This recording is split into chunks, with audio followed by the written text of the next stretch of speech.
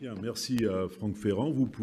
Je pourrais reprendre tout ce qu'il a dit en remplaçant le mot histoire par le mot géographie, parce que je crois profondément que, et ça n'est pas vrai seulement pour la France, mais il se trouve que nous avons une relation très forte en France à l'histoire et à la géographie mariées intimement ensemble, et je pense que c'est quelque chose que nous devons essayer de faire revivre de manière intelligente et de manière séduisante. Et effectivement, j'ai beaucoup apprécié ce qu'a dit Franck Ferrand sur cette espèce de conceptualisation froide, sèche, désincarnée de l'histoire. Et nous avons exactement la même tendance en géographie, sans doute même plus répandue en géographie, parce que même des historiens dont je ne partage pas les points de vue ou les thèses arrivent quand même souvent à mettre en valeur des faits, à replonger dans les archives, tandis qu'un certain nombre de mes collègues géographes, et ça dure depuis une bonne cinquantaine d'années, ont renoncé au terrain qui est simplement la réalité pragmatique avec laquelle nous sommes confrontés tous les jours. Mais si on décide que d'un point de vue scientifique, on fait de la géographie sans terrain et qu'on fait de la géographie à partir d'une batterie de modèles, c'est-à-dire d'une boîte à outils de clés de 7, de clés de 8 comme les garagistes, et que le réel n'a plus aucune importance, eh bien, on aboutit à une géographie qui n'intéresse plus personne et qui va disparaître un jour des programmes. Heureusement, Souada Ayala est là et elle aime la géographie, elle me l'a dit plusieurs fois et je m'en réjouis infiniment. Alors ce mariage de l'histoire et de la géographie, il remonte très loin en France.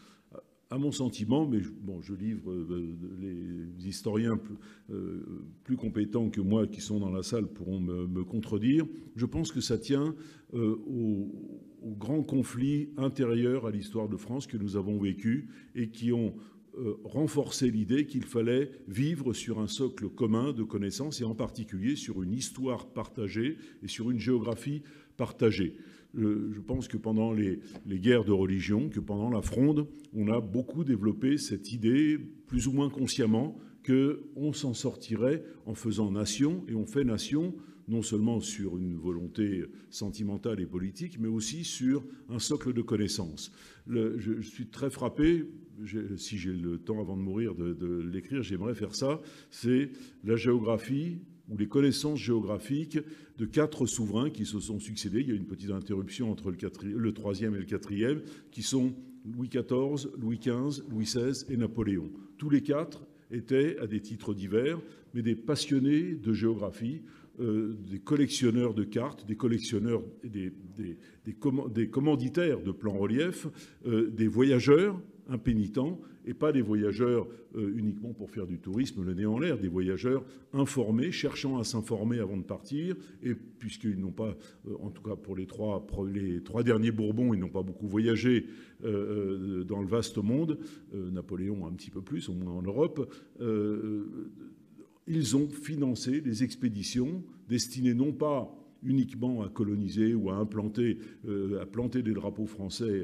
outre-mer, mais à connaître le monde. Et cette connaissance du monde est fondatrice, je crois, de ce mouvement d'unité de la France autour de la nation qui a été vécu depuis la Renaissance. Je pense aussi que les tours de France des rois, comme Charles IX par exemple, participent à cet amour du territoire, à cette connaissance intime des différences entre le nord et le sud de la France, sans laquelle le pays ne peut pas exister. Et alors ça aboutit, dans l'enseignement sous l'Ancien Régime, les jésuites pour l'élite, les frères des écoles chrétiennes pour le peuple, ont enseigné l'histoire et la géographie ensemble. Ça fait partie du corpus de connaissances indispensable à l'honnête homme ou à l'honnête femme, enfin c'était plutôt des garçons qui étaient dans ces établissements. Et c'est ce qu'ont fait aussi les précepteurs de l'élite, les précepteurs des rois de France, des princes et des grands aristocrates, des enfants des grands aristocrates qui ont été éduqués à l'histoire et à la géographie. Ça aboutit à, alors bien plus tard, je vais sauter les étapes parce qu'on n'a pas beaucoup de temps,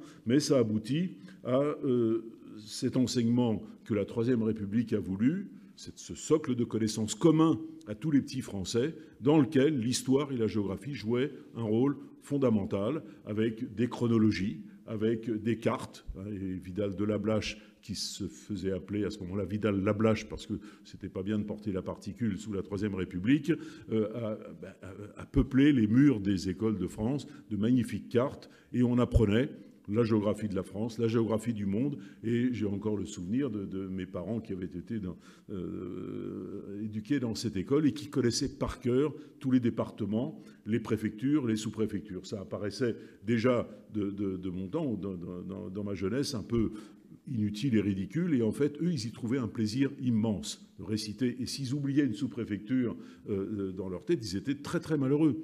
Et on connaissait, moi j'ai appris, alors ça dans le primaire, avec les frères des écoles chrétiennes, j'ai appris la longueur des fleuves, la hauteur des montagnes, les affluents de rive droite de la Garonne, les affluents de rive gauche du Rhône. C'était absolument fascinant, parce que c'est des mots qu'on ne connaissait pas, c'est des régions que je n'avais jamais visitées, et le simple énoncé de mots, la Save, la Gimone, le Gers et la Baïse, j'ai ça encore en tête, c'est à peu près comme Où est donc Ornicart. Ça fait partie du socle qui fait nation. C'est sur des connaissances de ce genre qui ont l'air d'être peu théorisées, mais qui en fait donnent beaucoup de points communs, une culture commune. Et je pense que les séparatismes, etc., on pourra les éviter en redonnant ce socle commun. Donc l'exigence, c'est ça apparaît inutile, mais ça ne fait rien. Apprenez-le, vous verrez, et vous y trouverez un plaisir immense. Moi, dans ma discipline, il y avait un exercice qui est en voie de disparition aujourd'hui, qui a joué un très grand rôle dans les concours, au CAPES et à l'agrégation, qui était le commentaire de cartes topographiques. La carte au 50 millième, accompagnée d'une carte géologique à la même échelle. Et nous, géographes, et on essayait d'apprendre ça aux historiens aussi, on faisait l'exercice de la coupe géologique et du croquis géomorphologique. Et c'était un exercice aussi formel que le thème grec, mais dans lequel on entrait de plein pied, alors par des instruments difficiles à interpréter, mais à partir du moment où on maîtrisait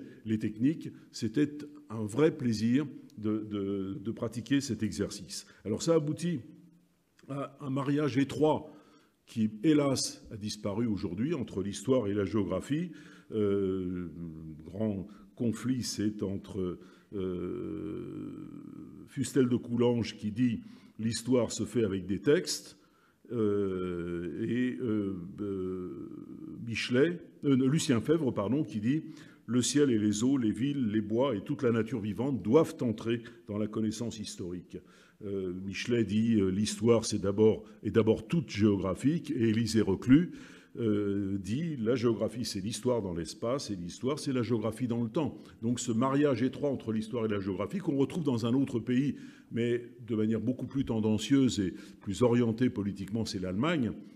En Allemagne, la géographie, apprendre l'histoire du monde allemand, et la géographie c'est pour faire l'unité allemande. Et donc le but, c'est derrière de dire,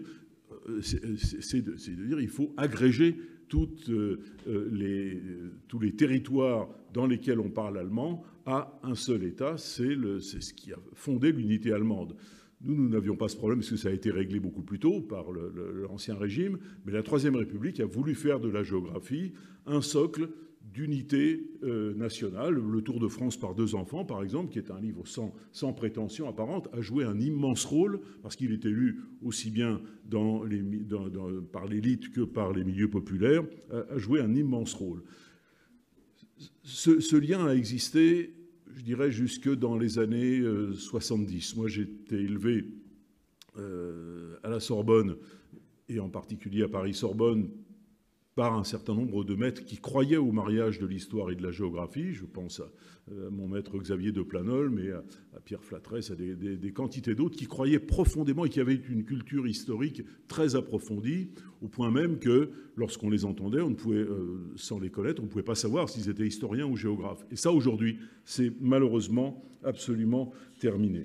Et je le regrette, je le regrette beaucoup, beaucoup, qu'on ait abandonné ce mariage d'amour, d'autant plus que le professeur du secondaire enseigne l'histoire et la géographie. Malheureusement, il est certifié d'histoire-géographie ou agrégé d'histoire ou agrégé de géographie, mais en fait, il a une nette préférence et surtout, il y a une grande différence entre son savoir dans la discipline principale qu'il a pratiquée pendant ses études et ce qu'il enseigne. Donc un professeur d'histoire-géographie aujourd'hui est majoritairement un historien qui a fait de la géographie de force, qu'il n'aime pas trop la géographie. C'est un peu de la faute des géographes qui ne l'ont pas assez séduit. Et donc, moi, je regrette infiniment qu'on ait créé, en 1942, une agrégation de géographie, parce que ça n'a pas de sens dans la mesure où c'est un cheval, une alouette. Le nombre de postes en géographie et le nombre de postes en histoire ne sont pas comparables. Et l'histoire-géographie en France, c'est d'abord de l'histoire, plutôt bien enseignée dans le secondaire, et de la géographie, plutôt mal enseignée. Alors, le problème, c'est que la dérive que j'évoquais il y a un instant, elle est très grave dans l'enseignement supérieur. Les géographes sont un peu complexés. Celui qui a voulu l'agrégation de géographie était membre de l'Académie des sciences. Le dernier géographe français à avoir été membre de l'Académie des sciences dans cette maison, Emmanuel de Martonne. Emmanuel de Martonne était un géographe magnifique, complet, élève et gendre de Vidal de la Blache, qui a joué un très grand rôle au moment des traités de Versailles et de Trianon, et qui avait une vision complète de la géographie, aussi bien physique qu'humaine. Et tout ça était bien tricoté, bien fondu dans sa tête. Et puis, à la fin de sa carrière, il s'est dit, nous ne sommes pas assez sérieux, on ne nous prend pas au sérieux, nous sommes une science molle, on va se rapprocher des sciences dures. Et il était à l'Académie des sciences, et il a mis la géomorphologie, c'est-à-dire l'explication des reliefs par rapport au substrat géologique, comme le sommet de la géographie. Et ça a passionné un certain nombre de ses élèves et de ses successeurs, mais ça a ennuyé de plus en plus, non seulement les historiens qui l'écoutaient, mais aussi même les géographes. Et puis alors, d'un autre point de vue, la géographie française, pour des raisons qui sont très compliquées, je n'ai pas le temps d'y insister, a été très influencée et très séduite par le marxisme après la Seconde Guerre mondiale. Et donc,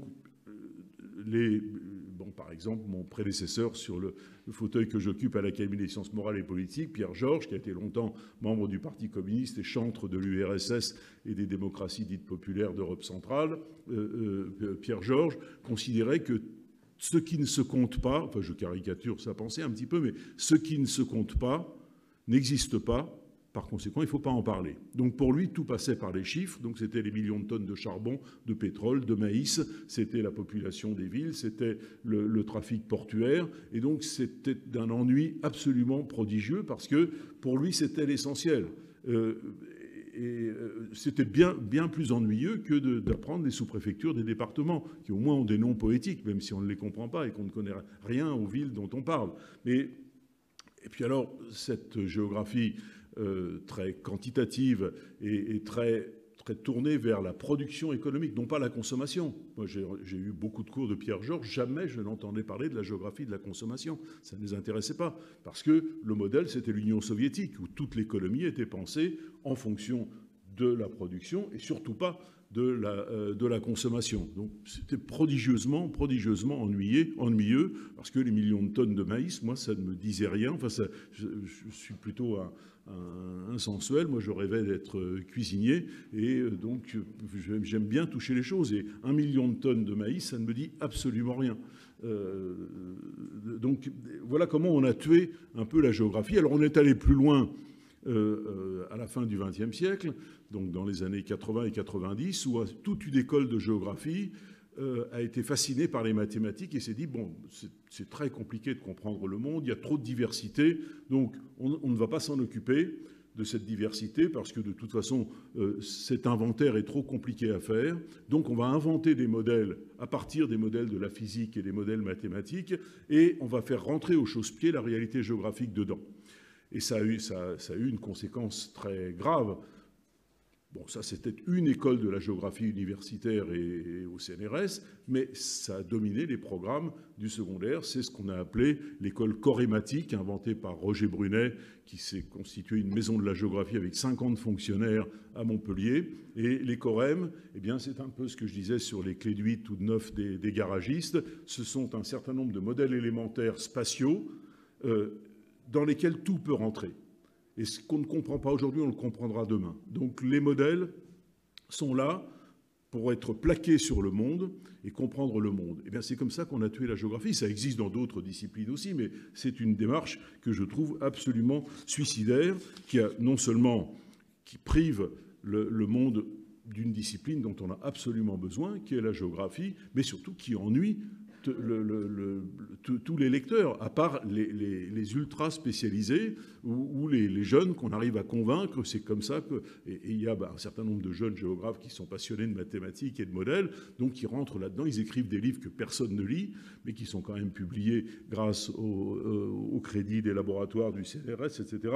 Donc on est malheureusement à côté de la plaque. Et c'est comme cela que la géographie est très peu présente dans les débats actuels sur l'environnement. Donc on laisse parler sur les questions de réchauffement climatique ou de changement climatique, sur les questions de biodiversité, de forêt, de zones humides, de pollution, etc. On laisse parler des scientifiques durs, enfin quand je dis durs, qui sont des scientifiques inhumains, qui ont sûrement des compétences, mais qui n'ont aucune vision de la relation entre ce que nous appelons environnement, qui est un mot presque tabou aujourd'hui. Le mot environnement, c'est l'environnement de l'humanité, bien sûr, c'est l'environnement de l'espèce humaine. Je ne dirais pas le genre humain, puisque le genre a pris un autre sens dans les sciences d'aujourd'hui, qui est très à la mode chez les géographes. Il y a la moitié des jeunes géographes qui font des thèses ou qui écrivent des articles sur la géographie des genres et sur les rapports hommes-femmes ou sur les rapports hommes-hommes ou les rapports femmes-femmes. Mais l'environnement, qui est un magnifique terrain de recherche de la géographie, eh bien, nous ne sommes pas présents dans le débat. Et donc, il vient de se dérouler le Festival international de géographie de Saint-Dié-des-Vosges. Le thème était le climat. Donc, on a entendu M. Jouzel de l'Académie des sciences, on a entendu, je ne sais plus quelle navigatrice qui préside le Fonds mondial pour l'environnement, et les géographes ont été presque muets parce que le discours ne passe pas et parce qu'ils ont peur de dire que si on fait un peu d'histoire et de géographie, on s'aperçoit que le climat a toujours changé, que l'environnement a toujours changé et que c'est le savoir humain, l'intelligence humaine, le bon sens humain qui fait qu'on va pouvoir s'en tirer. Le ciel ne va pas nous tomber sur la tête. Nous avions fait avec Sylvie Brunel un colloque il y a quelques années avec une publication chez Lattès sous le titre, avec une quinzaine de collègues, « Le ciel ne va pas vous tomber sur la tête », où on abordait le climat, la biodiversité, la démographie, l'alimentation des hommes, etc. Et ce n'était pas, exagérément optimiste, mais on disait, voilà les problèmes, prenons-les à bras-le-corps, nous avons les moyens, l'humanité a les moyens de les gérer. Nous avons été très, très critiqués dans la presse, et même par toute une série de nos collègues. Alors, je ne veux pas insister trop longtemps, mais ce qui est sûr, c'est que, normalement, si les géographes jouaient leur rôle, ils tiendraient un discours bien plus dynamique et bien plus optimiste sur la réalité de notre environnement, parce qu'on oublie simplement de dire que même s'il y a des problèmes, même s'il y a une pandémie, même s'il y a encore des gens qui sont très en dessous du seuil de pauvreté à la surface de la Terre, nous sommes quand même 7,5 milliards à la surface de la Terre, dans toutes les régions, sous tous les climats, du climat polaire jusqu'au climat équatoriaux, et 7,5 milliards qui vivent infiniment mieux, mais il faut le dire un jour, que les 3 milliards qui existaient quand j'étais étudiant, c'est-à-dire en 1960. Il y avait 1 milliard de gens qui crevaient de faim en 1960. Aujourd'hui, on estime 900 millions. C'est-à-dire la proportion est bien moindre. Et ces 900 millions, où sont-ils? Dans des pays en guerre, ils sont en Syrie, ils sont en Érythrée, ils sont en Éthiopie, ils sont dans des pays totalitaires, ils sont en Corée du Nord. Donc c'est là où ils sont. La misère, elle ne vient pas de l'environnement, elle ne vient pas du ciel qui punit l'humanité de ne pas avoir été gentille avec les araignées et les fourmis. La misère, elle vient des hommes. Les hommes sont capables du pire comme du meilleur, et elle vient de l'humanité. Donc c'est une question de gouvernance, une question de savoir, et dans le savoir, il me semble qu'il faut du savoir géographique, parce que le savoir géographique aide à mieux comprendre la diversité du monde, aide à mieux comprendre que à un problème donné, que ce soit un problème d'environnement, un problème économique, etc., il y a plusieurs réponses possibles en fonction des cultures de l'humanité. Et faire de la géographie culturelle, c'est accepter cette diversité du monde, accepter cette diversité des cultures, non pas pour dire tout est pareil, mais pour mieux se comprendre, et cette acceptation de la vie dans la diversité est absolument fondamentale, et il me semble que l'éducation nationale a un rôle majeur pour apprendre à vivre dans cette diversité. Malheureusement, cette vision modélisatrice de la géographie, qui existe dans d'autres disciplines aussi, y compris dans des disciplines pratiques comme l'architecture, a eu pour effet de laisser à penser qu'il fallait que certaines solutions étaient applicables à l'humanité entière.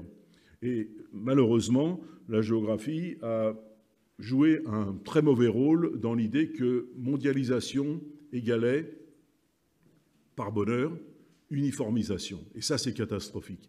L'uniformisation, c'est ce qu'il y a de pire. Et faire de la géographie, c'est non seulement comprendre la diversité, mais aussi l'encourager. Une diversité acceptée, partagée, avec une connaissance de l'autre, qui n'a pas trouvé forcément les mêmes solutions. Dans des choses aussi banales que la manière d'habiter, que la forme des villes, que la forme des maisons, eh bien, il n'y a aucune raison de penser que ce qui est bon pour la Beauce est bon pour la Sibérie. Or, malheureusement, pour des raisons idéologiques, en raison du marxisme dominant, on a uniformisé. Regardez ce qu'on a appelé les grands ensembles en France. Vous en avez partout à la surface de la Terre. Alors, qu'il y en ait dans l'ex-URSS, dans la Chine de Mao, dans l'Italie de Mussolini, on peut le comprendre, ou dans l'Allemagne nazie, encore que l'Allemagne nazie a beaucoup moins construit de grands ensembles que l'URSS et la Chine. En revanche, que l'on pense, comme ça a été le cas dans les années 60, que c'était l'idéal, et il y a un lien très fort entre la pensée de Le Corbusier, qui n'était pas géographe, et l'évolution de la géographie à cette époque, c'est-à-dire ce qui est bon pour les Soviétiques est bon pour les Français, est bon pour les Papous, est bon pour les Sénégalais. Et ça aboutit à cette espèce d'uniformisation des paysages qui est une catastrophe à tous égards. Et surtout, qui fait qu'on n'a pas ce réflexe, quand on est dans l'action de l'aménagement du territoire, de la construction, etc., de dire, eh bien, je vais construire pour les gens tels qu'ils sont, ou je vais aménager pour les gens tels qu'ils sont, et non pas tels que je voudrais qu'ils soient. Mais c'est une idée qui n'est pas si facile que ça à développer aujourd'hui, malheureusement. Donc, je ne veux pas prolonger trop longtemps. Ce que je voudrais dire, simplement, c'est que nous ne devons pas désespérer. Nous devons prendre à bras-le-corps les problèmes du monde contemporain, problèmes d'environnement en particulier, mais bien d'autres aussi, et que la connaissance géographique est fondamentale pour les prendre intelligemment, en tenant compte avec réalisme de la situation des gens. Il faut les prendre là où ils sont et puis essayer de leur donner le sens des responsabilités pour qu'ils améliorent leur sort et leur environnement. Et je dirais cette phrase que j'aime beaucoup, qu'on avait inventée avec quelques amis au Festival de géographie de Saint-Dié-des-Vosges il y a des années, l'ignorance géographique est une arme de destruction massive. Voilà.